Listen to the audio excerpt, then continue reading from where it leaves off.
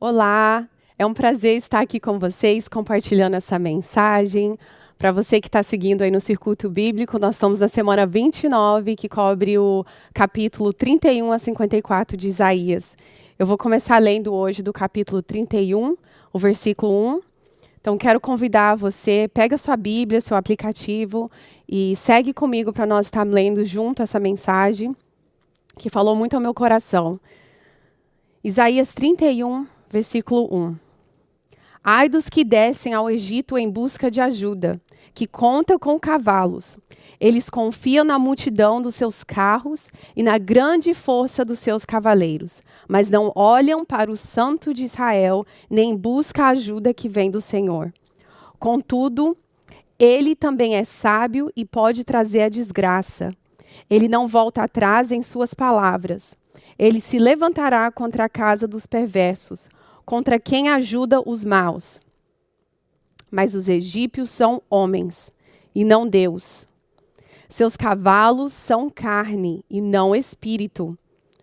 Quando o Senhor estender a mão, aquele que ajuda tropeçará, aquele que é ajudado cairá, ambos perecerão juntos. Vamos orar? Deus, muito obrigada por este momento, obrigada pela tua palavra.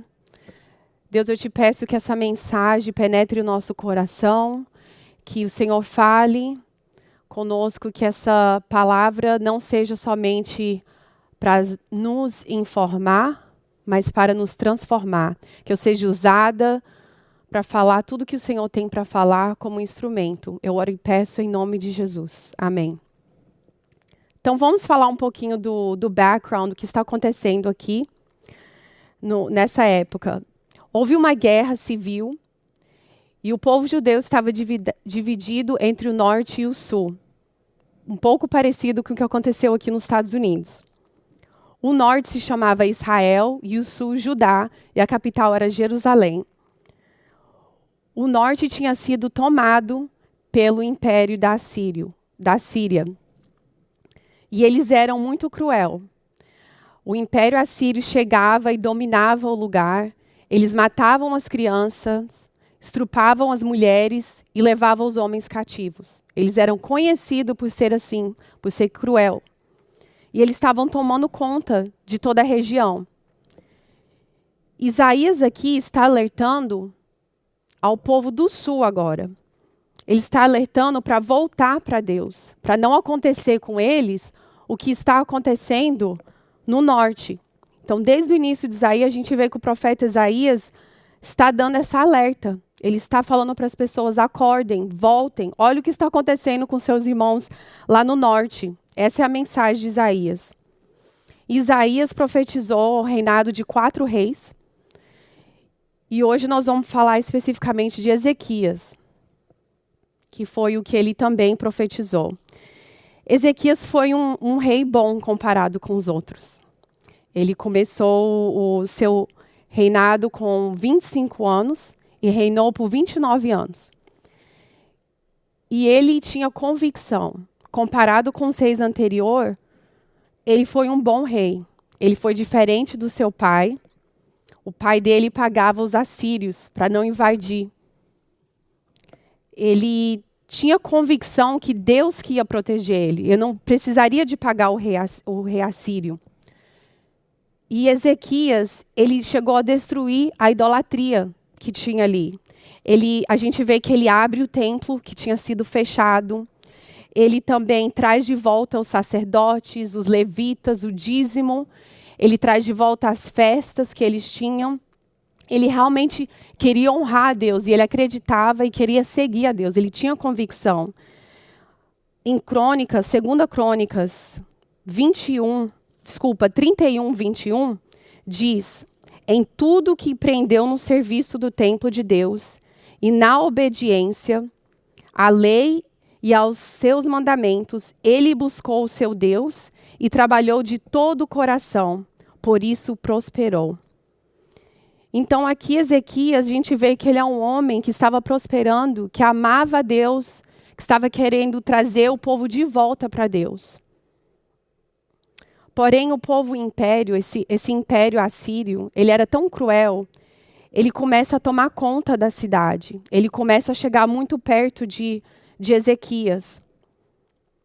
E Ezequias teve medo. Ele começou a ver o que estava acontecendo ao redor dele. Por mais que ele tinha convicção que Deus ia cuidar dele do início, ele teve medo. E o que Ezequias fez?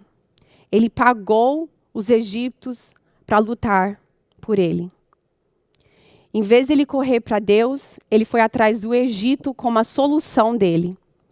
Nós vemos aí no versículo 1 de 31, que fala: ai dos que descem ao Egito em busca de ajuda, que contam com cavalos. Eles confiam na multidão dos seus carros e na grande força dos seus cavaleiros, mas não olham para o Santo de Israel, nem buscam ajuda do que vem do Senhor. Então o Egito não era o problema. Tanto que o Egito, nós já vimos em outras histórias que foi usado para ajudar, como a história de José. O problema não era o Egito. O problema é que ele foi atrás do Egito como a solução antes de ir procurar Deus. Por isso que fala: ai dos que descem ao Egito em busca de ajuda. E quando eu leio a história de Ezequias, eu tenho medo. O meu estômago dói de ler isso aqui. Porque Ezequias, ele começou bem. Ele obedeceu a Deus. Ele fez o que os outros fizeram ao contrário, ele fez melhor. E mesmo assim, ele deixou o medo tomar conta. Ele começou com convicção. Ele deixou ao ver que tudo que estava acontecendo ao redor dele, ele teve medo. Que é normal nós termos medo. Nós temos isso tantas vezes nas nossas vidas. E a gente vê que ele era um homem que realmente tinha boas intenções.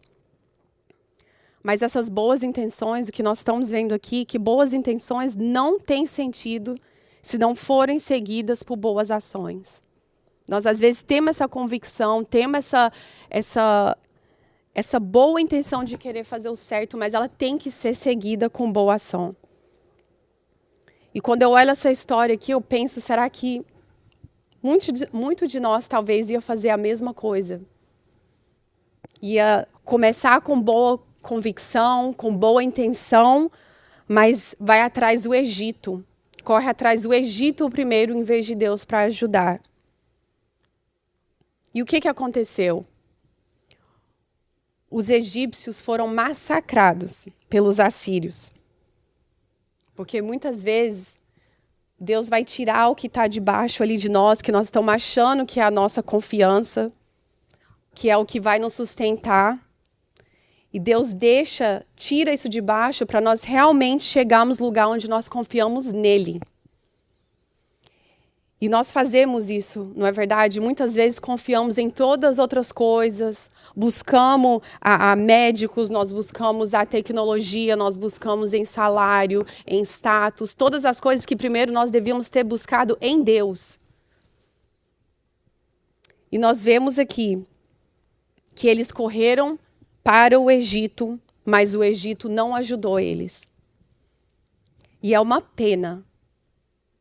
Se você olhar comigo, volta um pouquinho no capítulo 30, versículo 15. Olha o que diz esse versículo. No arrependimento e no descanso está a salvação de vocês. Na quietude e na confiança está o seu vigor, mas vocês não quiseram. Olha isso, o que Deus está falando aqui é que é no arrependimento, é no descanso que está a nossa salvação. Na quietude, na confiança nele. Mas nós não quisemos, eles não quiseram. Continua aí, vai para o versículo 18. E olha que lindo esse versículo. Contudo, o Senhor espera um momento de ser bondoso com vocês. Ele ainda se levantará para mostrar-lhes compaixão. Pois o Senhor é Deus de justiça, como são felizes todos que nele esperam. Olha que versículo lindo. Graças a Deus pela essa misericórdia dele, pela essa bondade dele, que esse versículo anterior está falando que é na obediência, é na quietude que nós vamos ter a salvação, que nós vamos, quando nós se aquietarmos. Mas eles decidiram não fazer isso. Na verdade, quando você vai ler, eles não quiseram ouvir Isaías, eles tamparam o ouvido, eles não queriam, por favor, vai para lá com essa profecia sua. Mas aí você desce para o 18 e ele fala, contudo, o Senhor espera o momento de ser bondoso com vocês. Que coisa mais linda. E Deus é tão lindo aqui, porque mesmo que eles não quiseram esperar nele, ele diz, eu esperarei por você. Que coisa mais linda. E Deus vê, e ele vê que o humano, o que nós podemos fazer, e muitas vezes fazemos, é que nós vamos ficar cansados de tentar do nosso modo, tentar com as nossas próprias forças. E nós vamos voltar para Deus. E o que Deus vai estar fazendo? Ele vai estar ali esperando por nós. Pronto para nos ajudar. Olha o coração de Deus, que coisa mais linda. Eu acho essa parte tão linda. Que Deus está ali mesmo, ele envia profetas para alertar, para já falar o que vai acontecer. O povo não escuta e mesmo assim ele fala que quando voltar, ele vai estar ali esperando. Que coisa mais linda. E o que aconteceu? O plano do egípcio falhou. E Ezequias fez o que ele disse que não ia fazer. Ele repetiu os pecados do pai e pagou o rei da Síria. Em 2 Rei, diz que ele pagou o rei da Síria 11 toneladas de pratas e 1 tonelada de ouro. E para que ele conseguisse isso, que hoje seria equivalente a 40 milhões, está escrito que ele retirou o ouro do templo de Deus. Olha que coisa triste. Ele abriu o templo de Deus, ele fez o contrário, ele começou com boas intenções, ele viu que o pai tinha feito errado e aqui, por causa do medo, ele retira o ouro do templo para poder pagar o rei da Síria.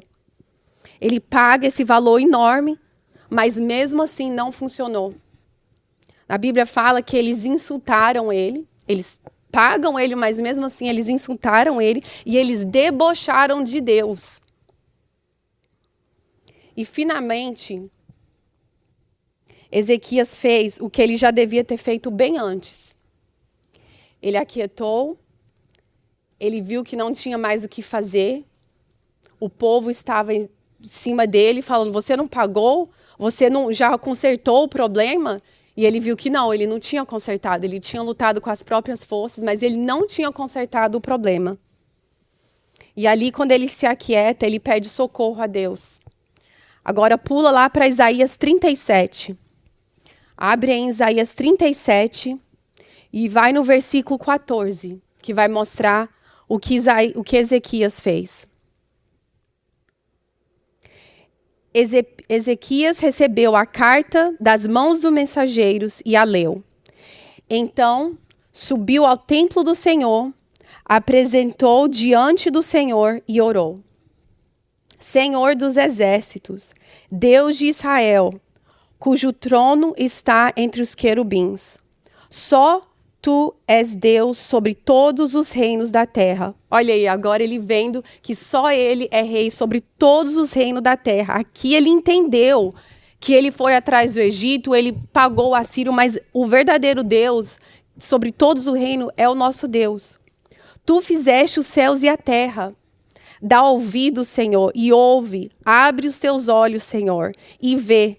Escuta todas as palavras que Senaqueribe enviou para insultar o Deus vivo. É verdade que, Senhor, que os reis assírios fizerem de todas as nações e de seus territórios um deserto. Atiraram os deuses delas no fogo e os destruíram, pois em vez de Deus não passa de madeira e pedra, moldados por mãos humanas.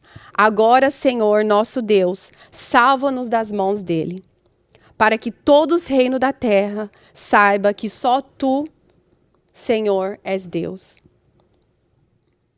Essa oração dele, a gente vê que ali ele realmente entendeu que o dono de tudo, o dono, quem está no controle, é Deus. Ele chegou a fazer tudo que estava no alcance dele, mas não virou para Deus. E Deus poderia até ter usado o Egito para ajudar ele. Porque Deus, na verdade, usa o que ele quiser. Nós não estamos falando que o problema é o Egito. O problema foi o coração dele de confiar no Egito antes de confiar no Senhor. E ali a gente vê que Deus já estava esperando para mostrar a bondade e a graça dele. Como que Deus é lindo. Talvez uma situação dessa aqui, se fosse um amigo ou uma família, quando alguém da sua família que você chega nessa hora aqui, o que você vai ouvir? Você vai ouvir eu te falei que ia ser assim. Mas não, Deus não faz isso, Ele está ali de braços abertos, esperando. Ele quer ser bondoso com você, independente se você desobedeceu. Ele quer que você volta, que você reconhece os erros. Olha que coisa linda. Quantas vezes nós corremos primeiro para as outras coisas? Quantas vezes eu fiz isso? Corri atrás do plano que eu tinha e eu sabia que o meu plano era bom, porque eu era esperta, porque eu era organizada, porque eu sabia que eu estava ficando focada e eu ia ter o resultado X. Mas não, na verdade, quem é dono de tudo é Deus. Independente do que você faz. Deus, mesmo assim, nós erramos, mas Ele é bondoso e misericordioso com a gente. No versículo 36, a gente vê o que aconteceu. Lê lá comigo. Então o anjo do Senhor saiu e matou 185 mil homens no acampamento assírio. Quando o povo se levantou na manhã seguinte, só havia cadáveres. Olha isso. Ele não teve nem que lutar. O povo acordou e tinha corpos para todos os lados, porque Deus resolveu o problema. Eles só acordaram e estava todo mundo já morto. E depois a gente vê que o rei assírio foi matado pelos seus 2 filhos. Então Deus completamente resolveu o problema dele. Quanto trabalho, quanto estresse ele poderia ter evitado se ele tivesse primeiro buscado a Deus, em vez de ter buscado os outros recursos. E lendo esse texto aqui, que falou tanto comigo, eu comecei a refletir na minha vida quantas vezes eu busquei esse Egito. Quantas vezes eu corri atrás de outras coisas. Que aquelas coisas poderiam ter sido usadas por Deus. Mas eu busquei elas antes de Deus. Eu quero perguntar para você que está ouvindo essa mensagem. Quem que é seu Egito? Para quem que você corre no primeiro lugar? Naquela notícia ruim? Naquela hora que o seu coração está estressado, está quebrando, está gritando? Para quem que você corre? É seu marido? É sua mãe? Alguém da sua família? Seu terapeuta? Todas essas coisas são boas. Mas nós devíamos correr primeiro para Deus. Ou pode ser o seu trabalho, seu dinheiro, seu investimento, seguindo a bolsa de valores. Você é tão esperto, sabe investir. É isso para que você está correndo? Ou talvez é seu governo, seu partido, esperando que dali vai sair a solução. Dali vai sair um homem que vai saber lidar a nação, sendo que, na verdade, o líder, o dono de tudo é Deus. A resposta está em Deus. Quem que é seu Egito? Quem que é o que você corre para ter esse socorro? Quem que está tomando o lugar de Deus? Ou que, talvez não é uma pessoa, pode ser uma coisa para quem você corre. Nós sabemos que Deus pode usar todas as coisas. Ele pode usar até... Deus usa o natural para fazer o sobrenatural. Mas essas coisas não podem tomar o lugar de Deus na nossa vida. E se você errou, se você está buscando esse Egito, você está tentando e vê que não está dando certo e está sendo esmagado e as pessoas estão questionando o que você está fazendo, qual é a solução. Volte para Deus. Peça perdão. Deus está esperando. Ele quer ser bondoso com você. Ele não está ali olhando para você sentado falando, tá vendo? Eu falei que ia dar nisso. Eu sabia, você devia ter ouvido. Não, Ele quer te ajudar. Ele quer te tirar desse lugar. Ele quer resolver o seu problema. Ele matou 185 mil pessoas. Deus deseja ser gracioso com você. Ele quer te mostrar compaixão e Ele ajuda aqueles que esperam nele. E muitas vezes essa palavra esperar é tão difícil, quanto mais no contexto que nós vivemos hoje. As pessoas que vieram para aqui como imigrante, você tem que dar conta, você tem que correr atrás, você tem que guardar seu dinheiro, cada centavo, você tem que fazer o máximo, cada oportunidade. Às vezes esperar em Deus parece ser loucura, mas não é. Independente da sua idade, se você é jovem, talvez você está colocando tudo que você tem, esperando que vai ser a faculdade, vai ser aquele namoro, aquele casamento que vai solucionar. Não vai ser. A solução é Deus. Ele deve ser o nosso primeiro, onde que nós corremos. E ele fala lá no Isaías 30 para nós aquietarmos e confiar nele. E isso sim é um testemunho de fé, conseguir segurar a onda no meio de tudo que está acontecendo e falar, eu vou permanecer em Deus, porque Deus é a solução. Então, se você está nesse lugar, se você correu ao Egito, se você já pagou o Império Assírio, seja lá o que você fez, que você está pedindo ajuda em todos os outros lugares, você está correndo para esses lugares para te ajudar. Talvez é a sua saúde, talvez é o seu futuro, os seus filhos, a sua família, o seu casamento. Sim, Deus pode usar terapeuta, Deus pode usar pastores, nada disso é errado. Mas busque a Deus em primeiro lugar. E Ele vai acrescentar todas essas coisas para estar te ajudando de onde você estiver.